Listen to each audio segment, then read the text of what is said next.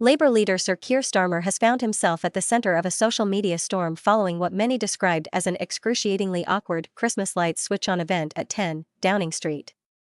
The ceremony, which took place in the lead-up to the festive season, saw Starmer joined by NHS staff, military personnel, and police officers to illuminate the iconic Christmas tree.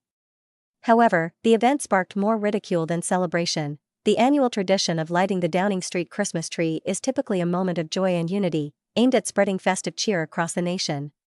This year was no different, with Starmer using the opportunity to thank frontline workers for their tireless dedication. Particularly in healthcare, law enforcement, and national defense, we owe a huge debt of gratitude to those who serve our nation tirelessly, Starmer said in his opening remarks. This Christmas, let us reflect on their sacrifices and the values that bind us together as a country. The Labour leader's remarks were met with polite applause, but the focus quickly shifted to what some viewers called the most awkward countdown to the lighting ceremony in recent memory. The event quickly became fodder for social media users, with critics and commentators taking to Twitter and other platforms to mock the Labour leader. Many described the scene as toe-curlingly awkward and painfully staged.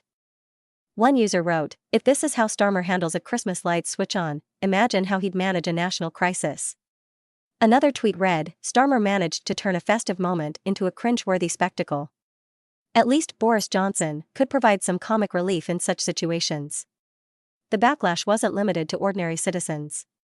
Political commentators also weighed in, with some suggesting that the event highlighted Starmer's struggle to connect with the public on an emotional level. The event quickly became fodder for social media users, with critics and commentators taking to Twitter and other platforms to mock the Labour leader. Many described the scene as toe-curlingly awkward and painfully staged. One user wrote, "If this is how Starmer handles a Christmas lights switch-on, imagine how he'd manage a national crisis." Another tweet read, "Starmer managed to turn a festive moment into a cringe-worthy spectacle.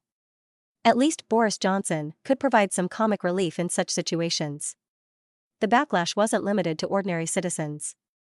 Political commentators also weighed in, with some suggesting that the event highlighted Starmer's struggle to connect with the public on an emotional level. This is not the first time Sir Keir Starmer has faced criticism during the holiday season. Last year, his official Christmas card raised eyebrows for its lack of festive imagery, instead featuring a somber depiction of the Labour leader in his office.